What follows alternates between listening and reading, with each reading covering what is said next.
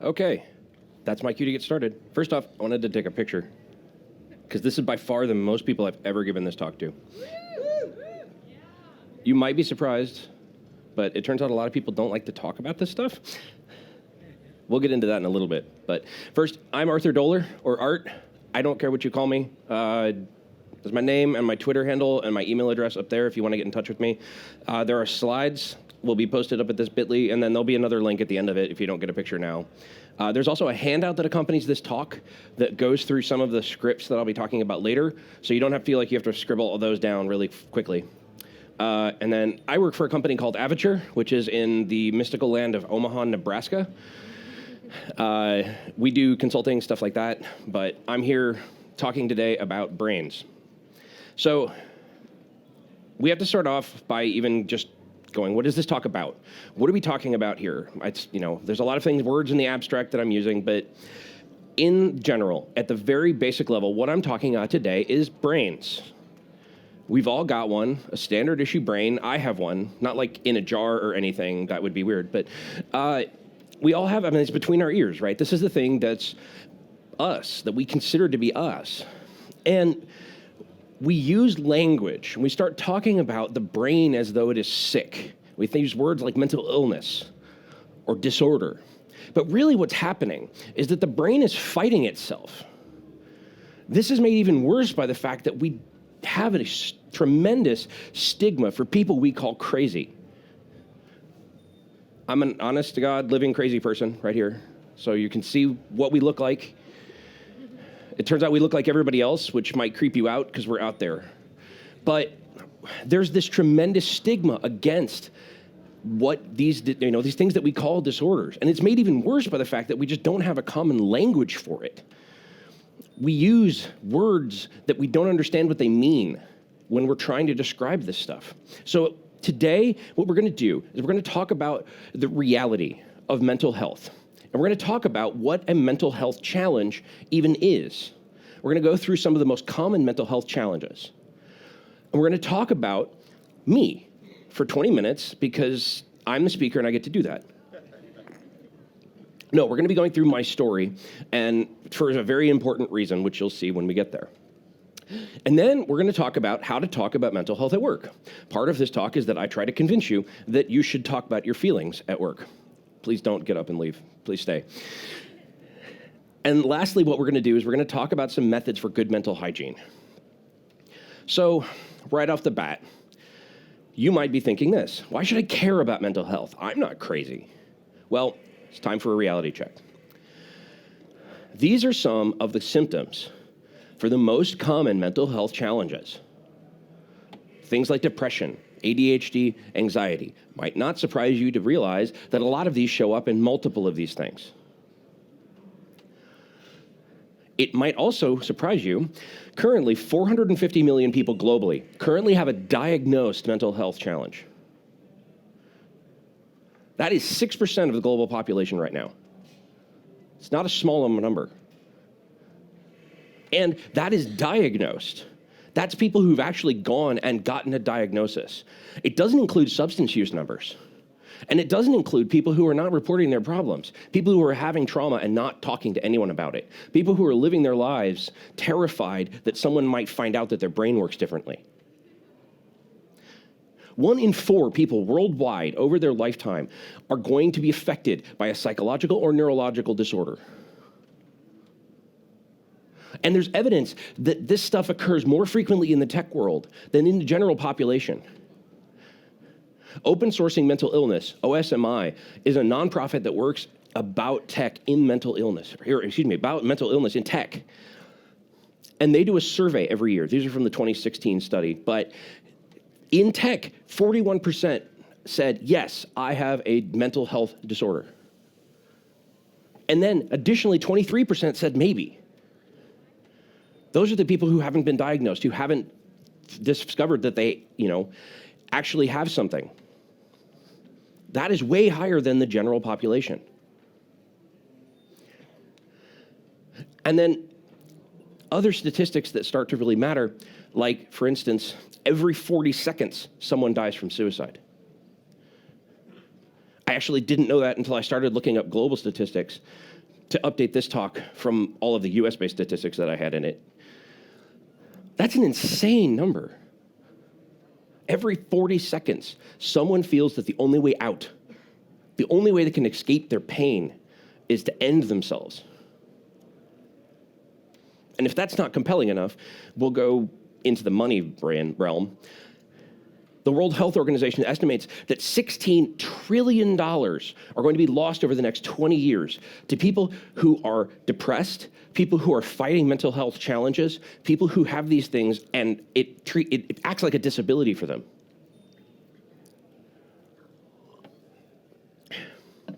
Additionally, mental health challenges are associated with increased occurrence of chronic diseases, a decreased use of medical care, especially preventative medical care, and as much as a 25-year lifespan decrease if you're diagnosed with what they call an SPMI, a severe persistent mental illness. These things are real. They're more common than you think, and they affect more than you think they do. And we call them a lot of different things: mental disorders, mental illnesses, neuropsychiatric disorders, mental health issue, mental health challenge. I'm going to try and consistently use the language of mental health challenge during this talk, because that's the one that speaks the most to me. But what is it? What is the essence of a diagnosis? Well, okay. There is this book. It's called The Diagnostic and Statistical Manual of Behavioral Health, Edition 5, the DSMV. Anybody read it? There you go. It's a page turner, isn't it? It's basically the big book of ways your brain breaks.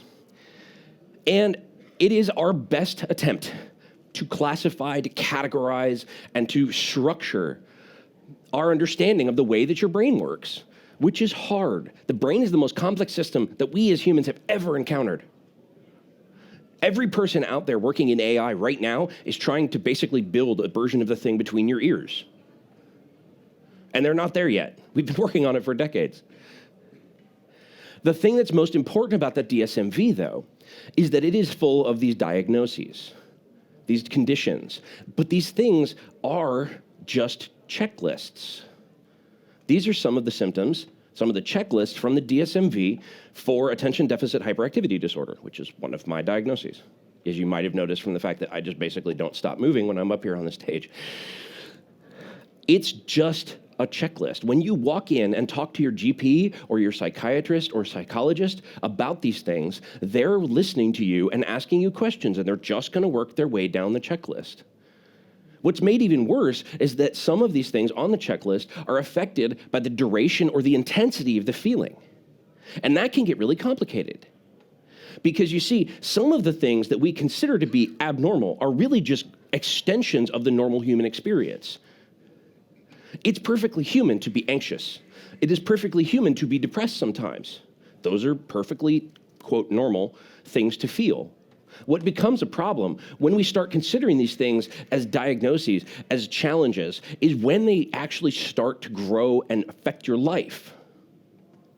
And that is subjective. That becomes subjective and up to the person who's diagnosing you. Not to mention, up to you to tell the truth to the person who's trying to diagnose you. And what I want you to take from this, and in fact, this is the thing I want you to take from the entire talk if you take only one thing. If you walk away with just one thing, take this. Diagnoses are not prescriptive. They are descriptive. A diagnosis does not mean that you will behave the same way or feel the same way as everyone else with that diagnosis. Diagnoses are just checklists. You may have 7 out of 9, and that's enough to qualify you for a diagnosis, but you don't have those other 2. Similarly, somebody else might have a different experience. Even if you have the same things in the checklist, you might be experiencing them differently. These diagnoses are just buckets that we're trying to lump human experience into because it lets us get any kind of a grasp on it and say, well, for these type of things, this kind of therapy or this kind of drug usually works. Emphasis on the usually. So, with that out of the way, I would like you to meet Jordan and Taylor, who are going to show up later in the talk, but right now we're going to talk about them. Jordan's been diagnosed with a mood disorder. A mood disorder is characterized by impossible or difficult to regulate mood. What are some examples? Well, how about this one? This is one a lot of people are familiar with. Those numbers, by the way, are the numbers inside the DSM-V for this particular diagnosis. Yes, it's a range. And in fact, the DSM-V is especially fun because not only are each of these things a range, but you can add like riders onto them. So you can have like depression with a side of anxiety attacks, because that's a thing everybody orders at the drive-thru, right? It's like a special bonus, except it sucks. Depression, it's what people typically think of, but it's often, people think about it as just being very sad. But I've talked to people who've had depression where it was, I didn't only survived because I happened to be in a depressive funk in front of my fridge, and I drank Sprite for 3 days, and that's how I lived. I guess I skipped the very important fact that this person was in their underwear on their kitchen floor, just to complete that mental image. Depression is extremely crippling and debilitating, and especially given some of the high-profile suicides that we have seen in the last couple weeks. Kate Spade, Anthony Bourdain, people who have, quote, no reason to commit suicide. I want to reiterate that suicide is the option that people take. It's the nuclear option when you cannot deal with it anymore. And how many people have heard that willpower is a fixed thing, like the marshmallow test or something like that you have a fixed amount of willpower, at least per day? Anybody heard that? A couple people? There's this concept that says you have a fixed amount of willpower per day. So if you walk by the chocolate cake in the break room the first time, and you go, no, I don't need that, I'm going to go have some celery instead, like some kind of crazy person, it's okay. Like but that burns a bit of your willpower. And every time you pass that chocolate cake, it keeps burning down just a little more of your willpower until it's 4 o'clock. You've just finished solving the most awful bug you've ever encountered. And you're like, screw it. Chocolate cake, let's go. Just right into my face. Unfortunately, that is very similar to what it is like for a lot of people with depression. They're fighting it constantly, day in, day out. They're fighting not strictly voices in their head, but a voice inside themselves that's telling them they're not worth anything, that they don't even deserve help.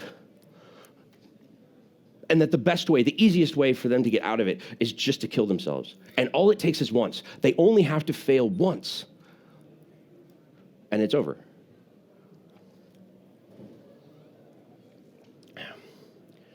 There's a slightly less common known mood disorder known as bipolar, which you might think sounds okay. Well, I've got the lows of depression, but now I also have the highs of, some kind of manic anxiety. That sounds great.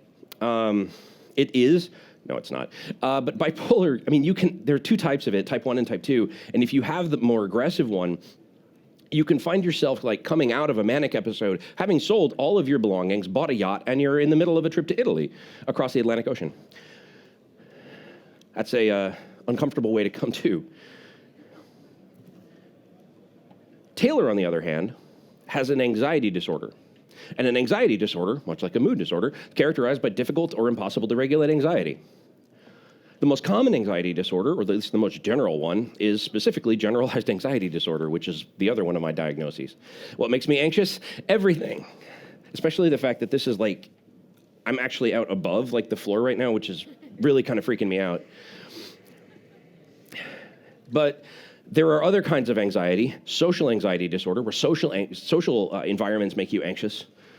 I'm really glad I don't have this one as a public speaker, although I do know public speakers who fight through this to get what they feel they want out, or to get their message out, rather.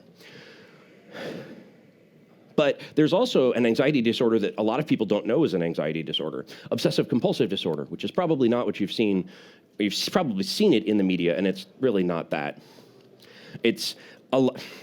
The thing about obsessive compulsive disorder is that people tend to focus on the compulsions because that's what they see, but it's really more about that obsession. The compulsion is a release valve for people who have been diagnosed with this.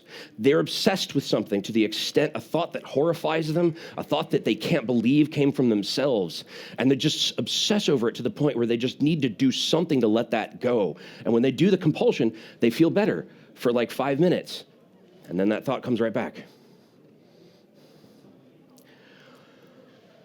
In tech, when we start talking about the spread, this particular distribution of mental health challenges, We see mood disorders as the most common, which does fit the general population, and anxiety disorders are the second most common, which again fits the general population.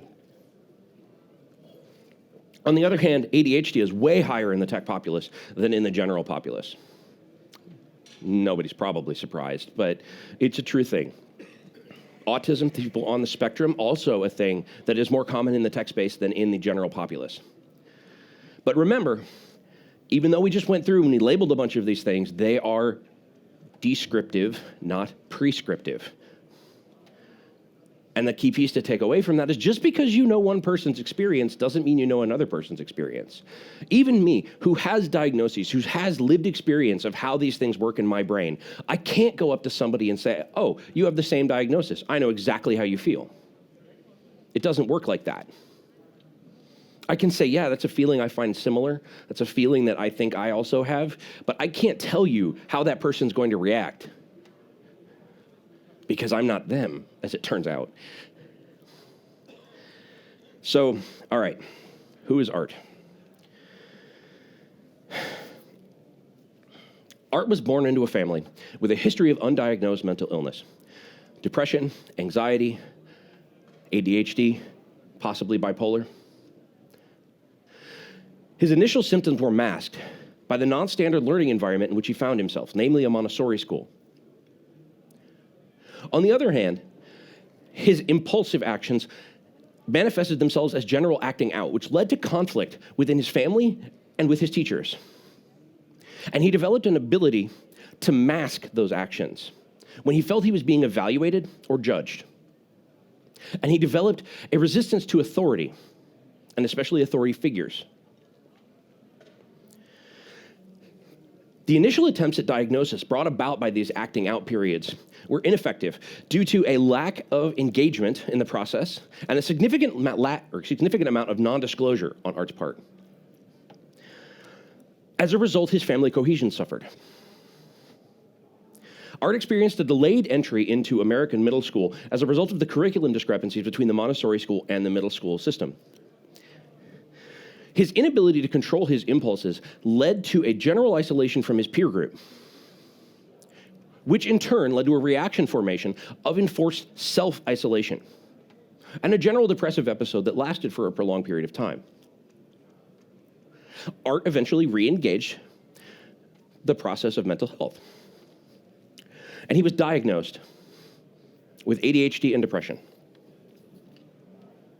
He was placed on a medication regime which involved blood tests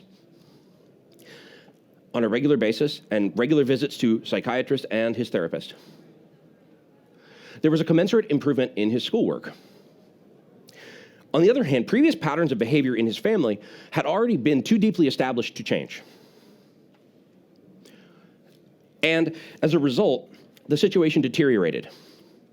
And during his senior year of high school, Art voluntarily relocated himself to other family members' homes.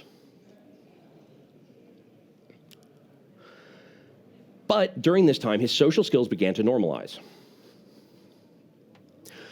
College represented a unique opportunity for Art to reestablish a baseline persona, absent of any familiar environs or people. But eventual medication noncompliance led to a predictable resurgence of ADHD symptoms and a also predictable decline in schoolwork. As a result, Art began self-medicating heavily with abuse of caffeine. And he developed a number of coping mechanisms that made him more effective at the cost of significantly increased stress.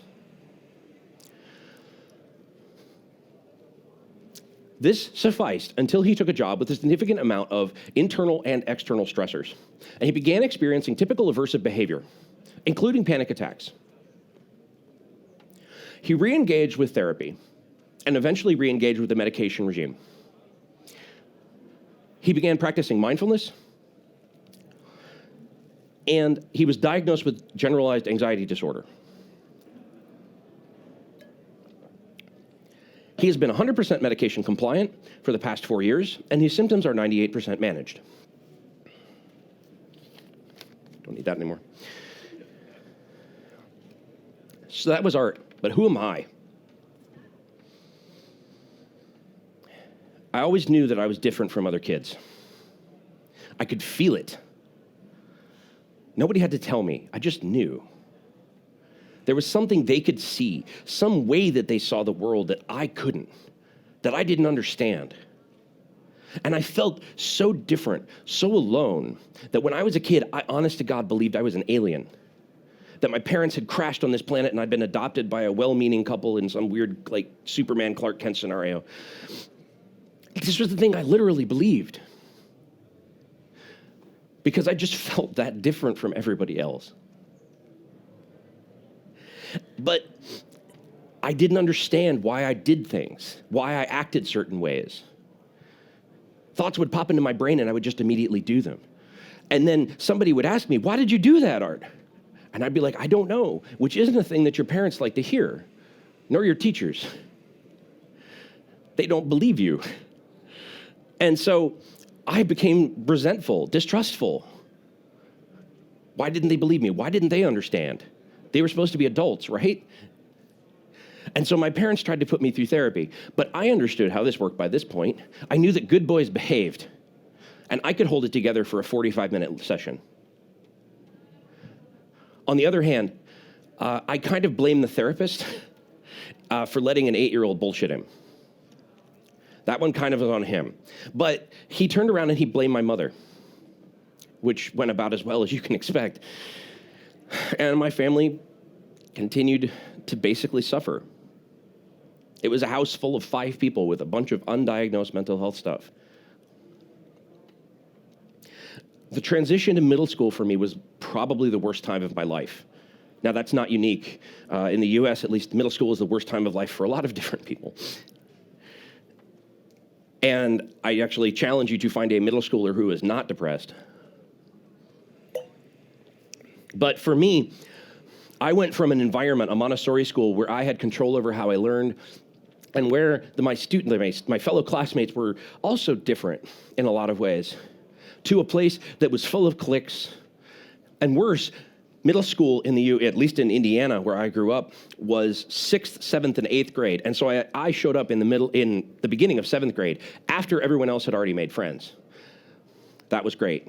And I didn't know how to make friends. I didn't know about social things. I didn't understand it. It was part of that world that I didn't see. And so I was weird. I was off-putting. And if you ever find yourself in that scenario where seem like you're an outcast and it seems like you can't fit in anywhere, barking at people doesn't help. Just a pro tip. Not in case you ever felt like you wanted to try it.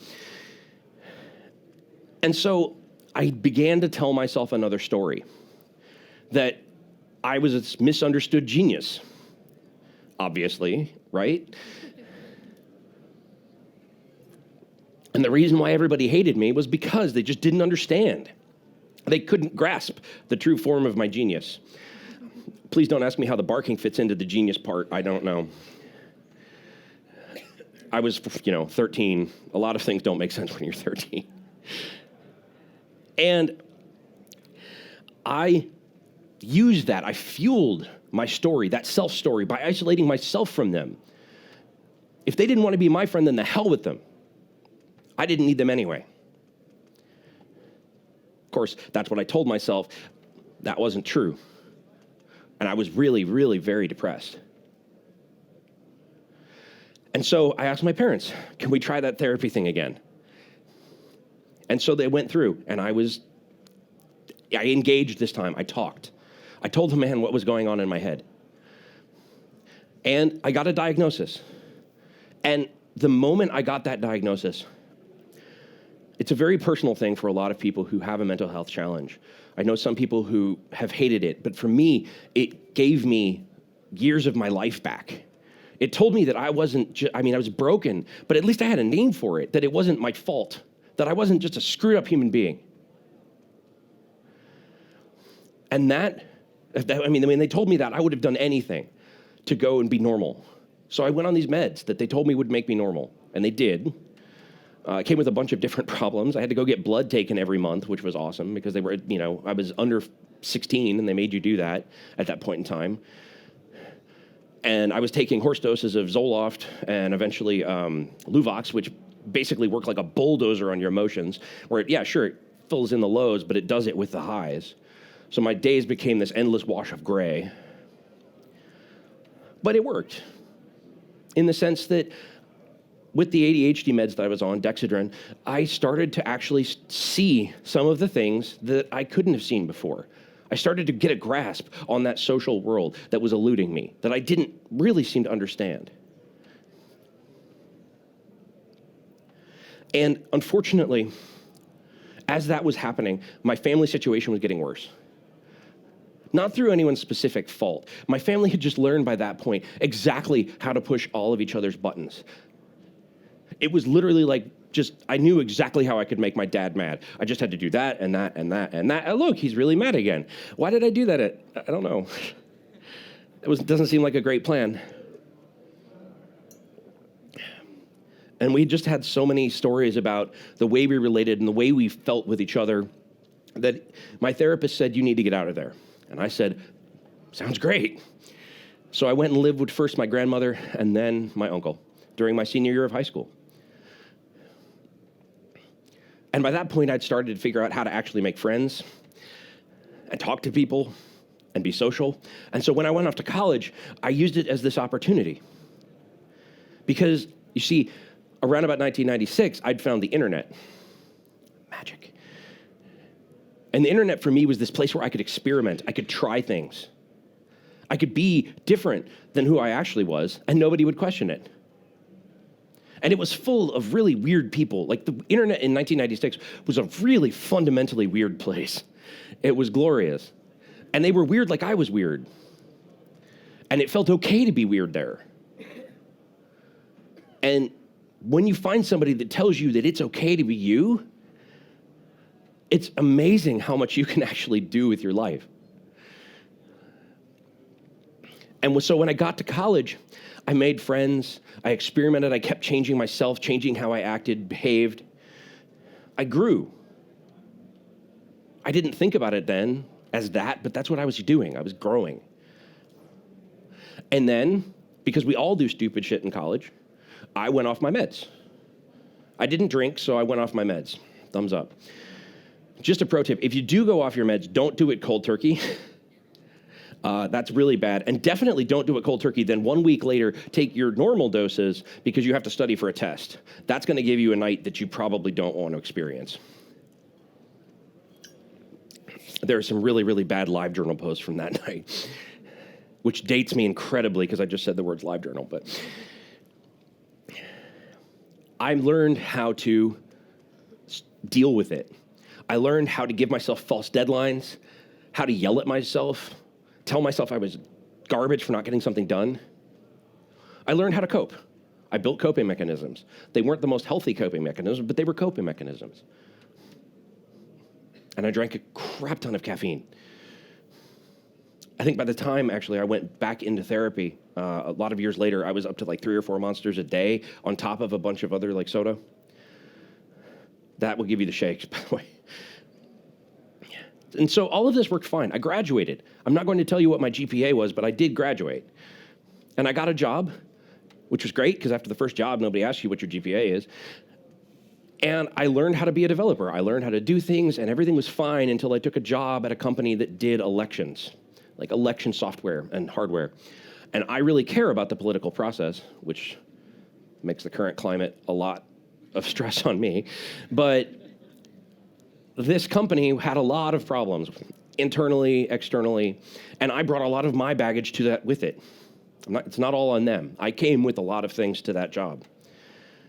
And so that stress, on top of the stress I was already feeling, just compounded and folded in on itself. And I found myself starting to have panic attacks. I found myself in the car outside of work, wondering if I could actually make myself go in. And I know, at this point, I'm in my early 30s. I understand that's probably not good. Wisdom comes with age, right? And so I re-engaged therapy. I went through therapy, and they told me I had generalized anxiety disorder, and I'm like, great, okay, whatever. Can we just actually work with my feelings and how I'm dealing with stuff? We tried a year of therapy, and eventually both the therapist and I agreed that I needed to go back on meds. And let me tell you, that first day on meds was amazing. after that long. It was like some beautiful mind crap going on. Just like, oh, wow, I can just pick up the phone and call somebody. I don't have to like dial the number in my phone, have it face down over here, and then like grab it with this hand while the anxiety still doesn't know what's going on. And it's like, it kind of comes to, and the person's picked up on the other end, and now the anxiety's like, crap, I'm trapped. I have to actually talk. I could just pick up the phone and dial a person? That's a thing you can do? Oh, okay. And it was amazing. And I figured out mindfulness. I learned mindfulness, and I began meditating and finding out how I worked inside, inspecting myself, all of these things that I had buried, feelings and emotions and sensations that I didn't even know I was experiencing. When I started meditating, I realized that I keep all my anxiety right here, just in like a little knot. Because it was when I started meditating, I'm like, God, why am I just like, I want to hunch all the time, just right here. And then I could feel it start to slowly dissipate as I would meditate. And it was amazing. And I found, for me, what recovery looks like. What it looks like to find a better me, a better place in my life. And I've been walking that road ever since. So, like I promised, we talked about me for a lot. How did those two stories feel different?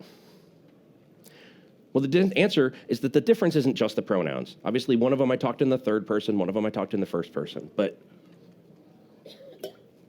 the difference is in that one of them was in clinical language, and one of them was in experiential language. Now, clinical language can encourage passivity and learned helplessness, and it focuses on the diagnosis. It also offers a false sense of precision. Remember that those things are descriptive, not prescriptive. But when we talk about them using the clinical language, we're often being prescriptive about it. Oh, that person has bipolar 2. They're going to act like this. It's emotionless. And it's deficits-based. It's focused on what's wrong with you, focused on the things you can't do. On the other hand, experiential language is inherently emotional. It describes and it delineates the experience and can encourage self-directed action and self-responsibility. And it's based on truth, a personal truth. And it focuses on what's happening to an individual. So, okay, how do we talk about mental health at work? We talk about it experientially because you are not a provider of care. As it turns out, neither am I. You don't use clinical language.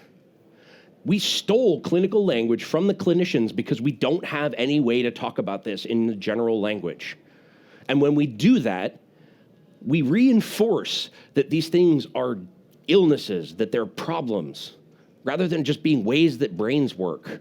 We focus on the fact that these people have an issue that needs to be fixed, instead of telling them that they can find a way to be better. And the difference between experiential language and clinical language is the difference between conversation like this, hey, how's the ADHD going? And a conversation that looks more like this. I've noticed you've been a little distracted lately. What can I do to help? There's a vast world between those two. Now, I'm encouraging you to have a conversation about your mental health and your feelings. And I'm doing that because you can be more resistant and resilient if you know you have people you can trust. If you know that you can lean out of a team because you're having something happen, whether it's mental health related or not, and you can explain to your team and they'll understand, then you feel like your team has your back, and it makes you more resilient to that time when the PM comes down and says, you remember all those requirements that we were going to do? Yeah, all those are gone now. We have a whole new suite. But a conversation about mental health really needs some guidelines because you don't want to have this happen. Is anyone named Steve? If you are, I'm sorry, because I'm going to pick on you the whole conference. Rule 0 of these conversations is that your end goal is not to solve or fix anything. You are not fixing a human being. You're not solving their problems. And especially in the tech community, we have an intense tendency to problem solve because that's our job. but it doesn't work with a human. And so we need to fight that impulse. So I'm going to go through some situations here and give you some scripts, but I want you to note that the situations are hypothetical, the advice is representative. Please don't assume that this is always the correct advice. It's kind of a disclaimer. You have to use your own, judgment on when it's right to say things, when it's right to do things. You have to actually use your own language instead of just parroting the words I'm going to give you. And as it'll start and it'll feel really awkward as you start doing it. But as you get better at it, as you practice it, it will feel more natural. I promise. So let's go through and start some of these conversations that I'm talking about. Type 1A. We've got Jordan Taylor. Jordan's asking Taylor for some future support. Now, because we are mostly developers or in the tech space and we don't always have the best social skills, I've composed some helpful scripts. I could really use some support. Could you please insert helpful action here? Or maybe, I don't know if you knew this, but I deal with or I'm having problems with this specific kind of experience. You've been helpful to me in the past. Would it be okay if I asked you to do this reasonable thing when this event happens? As an example, Jordan could say, hey, I've been having some tough time with my mood lately. If you see me just starting to isolate myself, can you just grab me and take me out for a cup of coffee? Because that'll really help me. When we do this, ideally, Jordan's both clear and direct in what they're asking Taylor to do and when they're asking Taylor to do it. And ideally, Taylor's not going to problem solve, or try to fix. Remember, that's rule 0. And ideally, Taylor's not going to promise anything they're uncomfortable doing. Don't feel like you're trapped by these kind of requests. Please don't accept anything you're uncomfortable doing, because then when the person wants you to do it and you're uncomfortable doing it so you don't, both of you are going to be angry and upset. So that was type 1A. Type 1B, on the other hand, is Jordan is in crisis and asks Taylor for support. Okay, hold on. What's crisis? Mental health crises are when somebody is basically at their limit. They're having an immediate problem. Emotional, mental, doesn't matter. And the thing about crisis is that it's unfortunately unique to everybody. It can take a number of different forms. Somebody could be having a panic attack. Somebody could just be over there sweating and hyperventilating. Somebody could be sitting there cool as a cucumber and they're just on the inside screaming. And you have to understand the context to really understand somebody's crisis. But in the world of mental health crises, there is a looming elephant in the room that we probably ought to talk about, which is safety in crisis. You need to not be alarmist. If somebody comes to you and they start talking about how depressed they are, it's really not a good idea to start going, oh God, no, hold on, I have to call somebody because you're going to commit suicide. They're going to feel like you're an asshole. And as it turns out, you will be. Don't be alarmist. Get the facts. Actually ask them. Don't assume somebody's safe. And don't assume somebody isn't safe. Assumptions in this specific case are really, really bad. If you have a clear, unambiguous statement of intent where somebody says they're going to harm themselves or others, or both, that is when you act. That's when you call 911. You don't leave that person alone. And actually, at least in Nebraska, I know it's mandatory. Like, this is a legal requirement that everybody has to follow. Everybody in Nebraska is a mandatory reporter. I don't know about Norway's laws, or anywhere else, for that matter, because I'm not a lawyer, thank God. There are actually courses, which I'll talk about at the end. I'm going to reference a couple resources that you guys can go through, but there is a course that will teach you how to respond in these cases where somebody is coming to you and saying they feel like committing suicide, or how to ask them if they're feeling like committing suicide, and what the warning signs are. And so I really encourage people to take that. But basically, if you don't, just remember that you need to explicitly ask.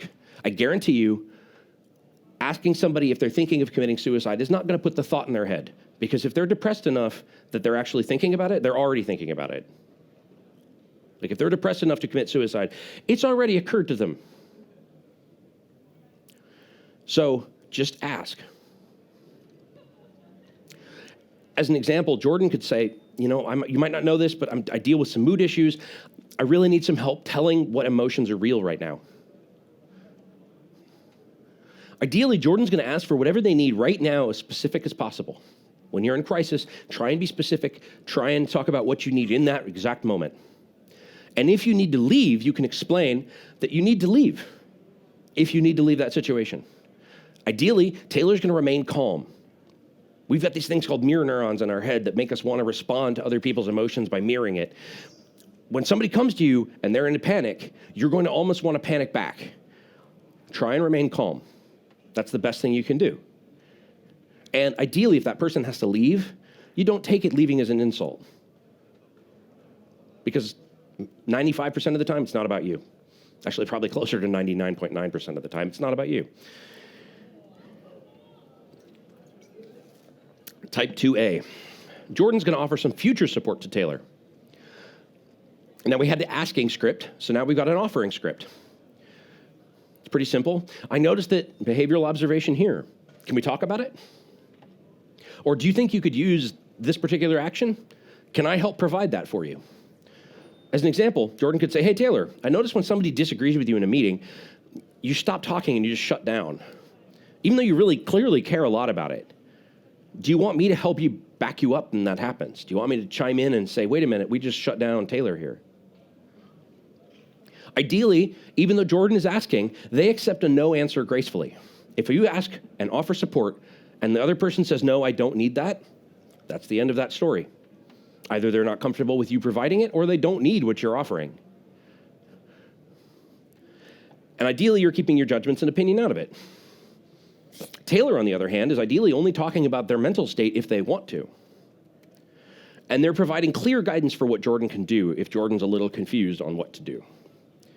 On the other hand, if Taylor's in crisis and Jordan sees this and offers support, you can use the same techniques.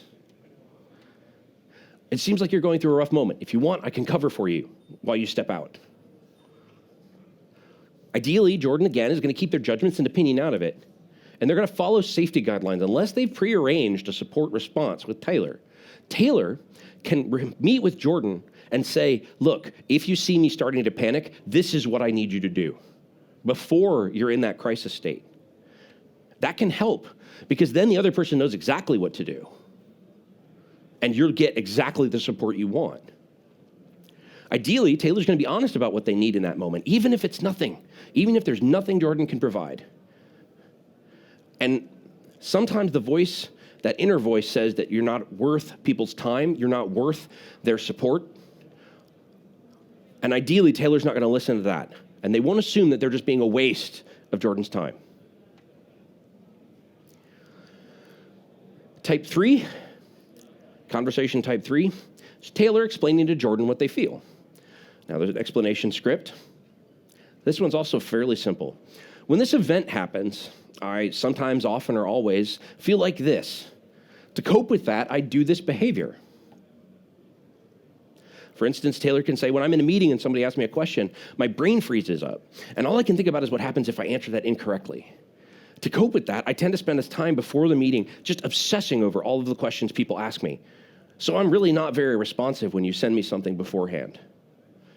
Taylor's explaining their behavior in the context of how they feel, which offers the opportunity for Jordan to respond and say, well, when I send you a message and you don't respond, I feel like it means that I don't matter to you. Now you've got a conversation going. Ideally, Jordan's going to listen respectfully and not problem solve. Remember rule 0. And ideally, Taylor's going to avoid blaming or ranting. It's really easy when you start getting into these things to start ranting about how just all the crap that is in your head and how it feels. You want to avoid that, but you also want to avoid apologizing for your feelings. It's okay for you to feel whatever it is you're feeling. Type 4 is the check-in. Taylor checking in with Jordan. There is also a check-in script. This one is probably the easiest. How are you doing? Good morning, Taylor. How are you doing today? This is a question you get asked a lot at work, right? How you doing? you can turn those moments into check-ins because we usually just use them as a hello. But instead, if somebody wants to respond honestly and say, well, actually, I'm feeling, kind of run down and tired today, that becomes a moment when you can connect with your coworker. Now, obviously, if somebody is not meaning to offer that as a actual question, but instead just using it as the verbal greeting, you don't want to come back with, well, I had this really bad flare-up of my depression last night, and I sat there and I was just watching, I watched 40 episodes of The Golden Girls. Because they're going to look at you and really? If they're not expecting it, that's bad.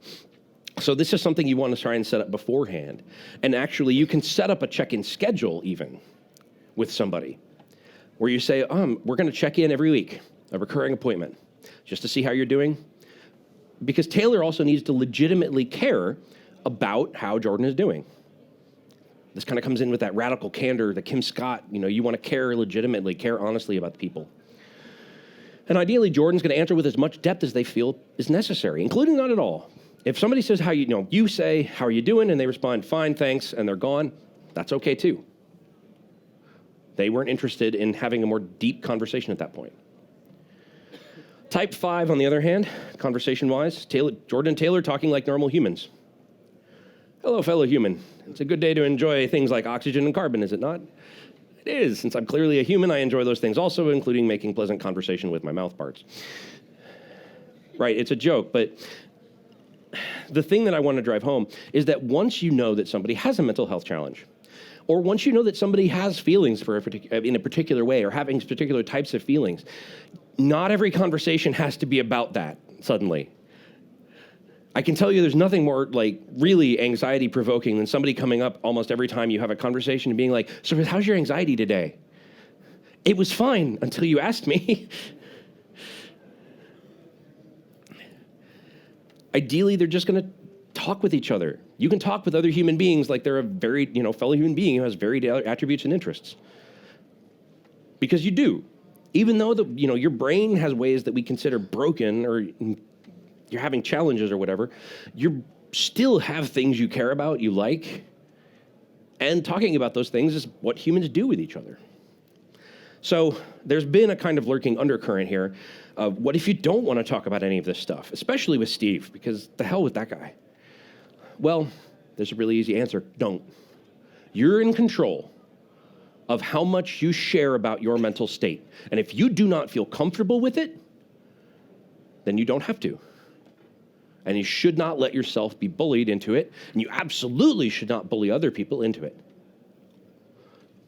I am advocating for you sharing these things because I feel that they make for better teams. I feel that they help us express ourselves in ways that we normally don't, and it helps make for us to be more resilient as well to our own feelings and the circumstances in our lives.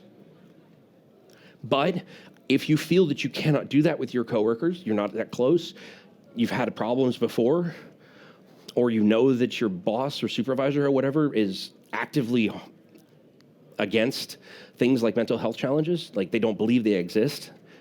I've talked to people who literally have had that happen, where their boss just doesn't think that mental health things are true and that people just need to work harder. Sorry. But you don't have to talk about it if you don't want to. Most importantly, during these conversations, what you need is to remain compassionate, have empathy, no matter which side of that conversation you're on. Even if somebody's coming to you and asking about your feelings, asking about your emotions, and you're caught up with anxiety and you're terrified and you're just in your own head, try and have some empathy for the person that asked you, because that can be hard to come up to somebody else and say, I noticed it looks like you need some help. Can I help you in any way? Just try and have empathy for them as well, even if there's nothing they can do at that moment. Okay, deep breath. It's time for some art truth. I'm working on getting that trademarked. If you tweet that, you owe me $5. That's how that works, right? If you're diagnosed with a mental health issue, you are not going to go psycho. You are not less than human. You are not incapable of functioning. You are not dangerous. You are not less intelligent. You are not broken. And you are not worth less than normal people. And you are still capable of making decisions about your own life. You are still capable of logical, rational thought. You are still capable of participating in every part of life. You are still capable of having human relationships. You are still a human. You are not broken. This is something that we do not hear enough. It doesn't fit in with the rest of the talk, and I apologize, but I feel like I have to include it because it's essential to hear this. So, with that out of the way, let's talk about some compensation techniques. Let's call them supercharging techniques. There is a mentality, a way of thinking that says that because I have ADHD, I have a superpower. It's definitely a Marvel superpower, not a DC superpower. It comes with all of the dark side and like the bad stuff that happens. I wouldn't wish this on anybody. My brain works differently than other people's, than, quote, chronically normal people's, for sure. But it's not like I would give this to somebody. And a lot of the things that I have had to learn, mindfulness, meditation, ways of thinking, are things that normal people, quote, normal people, can learn. And they'll see improvement and benefit from them just like I did. But they're things I had to learn to be effective. And they're things you can use to supercharge yourself. So let's just call them what they are. I mentioned mindfulness and meditation. That one's been one of my big ones. I meditate daily now. And I have for probably, 3.5 years now? I find it essential. If I don't, I can feel my anxiety start to spike. There's a lot of different places you can find things about mindfulness and meditation. I actually really like this book by Brad Warner. Brad Warner is a human being who has a very, very interesting life story. He was born in Ohio, was in a punk rock band there, moved to Japan to make kaiju films, and then became an ordained Zen Roshi. Like, if I told you that and I pitched it as part, like the main character of a movie, you would tell me that is not realistic enough. But he's a real person. So he has a very unique take on Zen, as you might imagine. And his book, Sit Down and Shut Up, is very interesting. I do want to dispel a couple myths people have about meditation, mainly that people tend to think that meditation is about emptying your mind. It is absolutely not. And if you go about it that way, you will be very frustrated. There are 80-year-old Zen Roshis who are sitting there, and they'd still have thoughts pop into their brain. Mindfulness meditation is explicitly about how am I feeling at the moment, and what am I thinking at the moment? Like, what thoughts are running through my brain? It's almost metacognition, really. Feeling what you're feeling, thinking about what you're thinking, and going, oh, do I agree with those thoughts? Which is a new thought for some people, that you can disagree with the thoughts coming out of your own brain. But you can, because they're not always good. Let me tell you that from experience. And the more we learn about the way the brain works, and the more we learn about modern psychology, we find that mindfulness actually slots really well into it. So I really encourage you to tackle those. Other coping techniques, supercharging techniques, diet, sunlight, and exercise. Yeah, okay. Right? Okay, yes, that's put it this way. Your body is a system, and your brain is part of that system. You can't separate the two on that physical level. The things you do to your body also affect the way your brain is thinking and feeling. And so getting enough good food, getting exercise, getting enough sunlight, really important things. Good physical health triple equals good mental health. Look, I made a technical reference. That's why they let me into these things.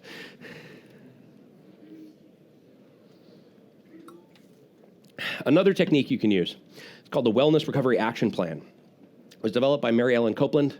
It is available through the Copeland Center. I don't get paid for this. I just really like the tool. It asks you things like, well, what do you like when you're feeling good? How do you feel when you're feeling good? What behaviors do you do? What behaviors do you start doing when you start feeling stressed? Because sometimes it's hard for us to notice when we're starting to move into being stressed or into being out of control. And so identifying those own behaviors, putting them down on paper, helps us recognize when we're being out of control, but it can also help others recognize.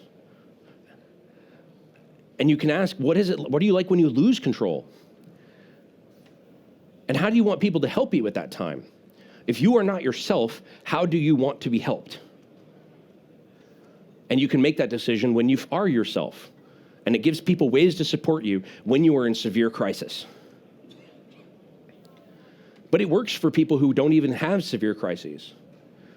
Just ways that you can start saying, look, if I start acting like this, just come and poke me, because something's probably going on and I don't even realize it.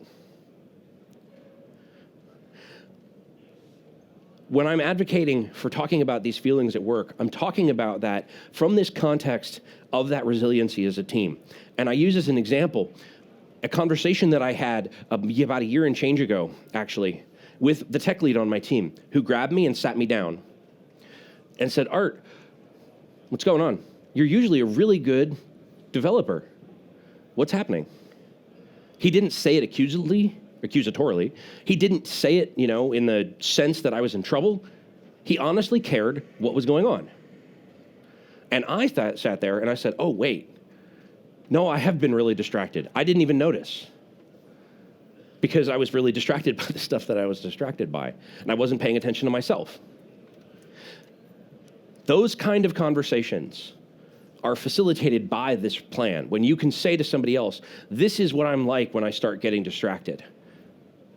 If I start coming in late to work, you start catching me just staring into space, I'm probably having something going on. And I would like you at those times to come and ask me about it. That's the kind of conversation I'm talking about. That's the kind of thing I'm encouraging you to go do.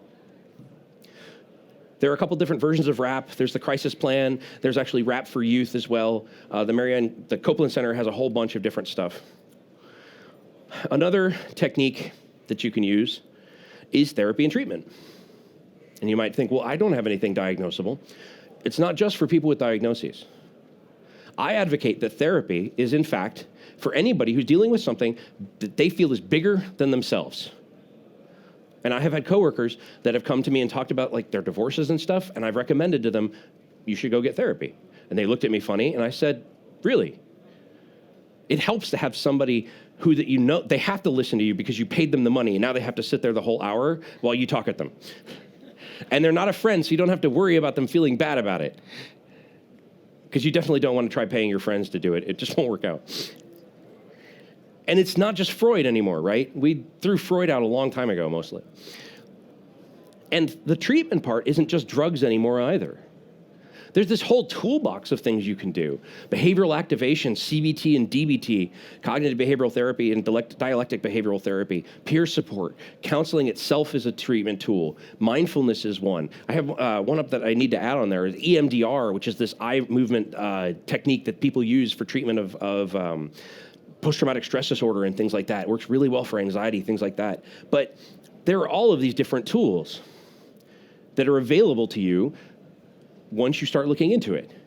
You don't have to figure out how to do all of these things on your own. I mean, when we go to find out how to do something, where do we go? We go to Stack Overflow.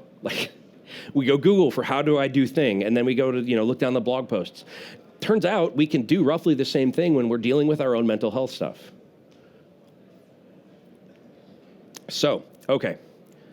My brain is full. Can I get some takeaways from this talk? First off, I want you to remember that mental health challenges probably matter more to you than you suspect. Even if you do not have a mental health challenge or you don't feel like you do, it is very likely that you know somebody that does. In your family, your work, etc. Or you later in life may have one. Because things like trauma, etc. can happen. Diagnoses don't matter as much as you think they do. We are developers and we like to classify things. But a diagnosis is descriptive and not prescriptive. Being able to discuss these issues with coworkers and with other people is important. It helps you be more resilient, it helps you build a support network, and it helps your team start to understand each other, and your company start to understand each other and how you work. And you can enable those discussions by using experiential language, by being descriptive and not prescriptive, by only talking about what you feel and how the other person feels, not putting emotions on them, putting in ways of thinking on them based on what their diagnosis is or happens to be. Being compassionate and recognizing that just because you know how something works for one person doesn't mean how you know it works for the other people, for everyone else. There are some resources I want to go through really quickly. There's the Open Sourcing Mental Illness, which I talked about. They have that annual survey. They're the largest nonprofit that I know of that's dedicated to mental health and tech. It's at osmehelp.org. They have forums. They actually have some free guidebooks that are oriented toward people in the US, but might also be useful to people elsewhere. And they do that annual survey, which I believe the 2018 one is actually out. The training that I mentioned is this mental health first aid training. This is the US version. You have mentalhealthfirstaid.org. It's an 8-hour course. It literally teaches you first aid for acute psychiatric symptoms. If somebody is suicidal, what do you do? If somebody is having a delusion, what do you do? And it includes those things like how to make sure that somebody's actually safe. There is, the mental health stuff is based off of the Australian thing. There is an international site you can go to that will show if it has one in your country. There is not one in Norway. There is actually one in Sweden and Finland, actually. So the next site is called Mental Health America. Please ignore the America part. It's really useful anyway. It has some self-screening tools. They will not diagnose you, but they might let you think, oh, okay, maybe I should go see somebody about these things. These experiences that I'm having. And it has this excellent collection of other resources to learn about and deal with these diagnoses. There is a suicide hotline, a crisis hotline available in Norway. I looked it up. This is the phone number. It's confidential and anonymous. It just costs as much as your support, like whatever a call costs on your plan. There's no additional upcharge or anything like that. And it's not just for suicide. It's really for any emotional distress. Anytime you're having those feelings that are larger than you.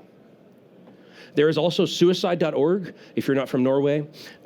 This will have the international suicide hotlines. The site has a list of them. It also has some resources on how to help a suicidal person, It has some, what they call no suicide contracts. It also has a bunch more resources. There are other things you can do. I am working on starting a user group for people with brains in Omaha. It's the Omaha Mental Health User Group. If you're interested in starting something like that, hit me up. I'm trying to build this as a thing that's open source so that I can start spreading them out. Right, what else? Oh, feedback. Please leave feedback. And if you can, take the time, just scribble on the cards one thing that I did well and one thing that I could do better. I'm not going to take questions because usually for this talk, the questions are a little personal. So I just want to thank you very much for being here, for listening to me talk at you for an hour. I will be up here packing up, and you can ask questions up here, and then you can catch me out in the hall afterward if you have other questions. I have some OSMI swag down here and some informational half-sheet pamphlet things, so if you're interested in that, please come get some. Thank you very much.